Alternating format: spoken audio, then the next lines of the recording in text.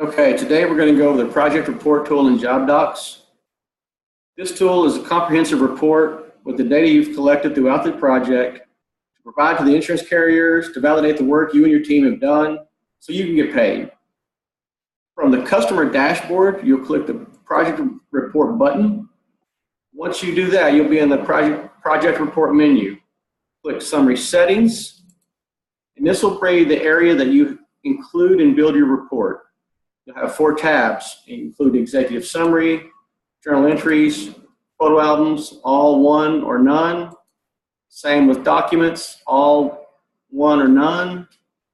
Once you're done, click save.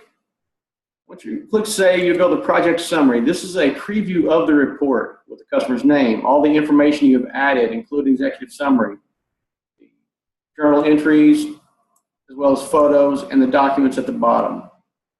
Once you validate everything's good, click publish. You'll get this little menu here that says report is being generated. We'll send you a notification once it is finished. It takes a few minutes for this report to build. It'll be in documents when it's done. Once the report is open, this is what it looks like.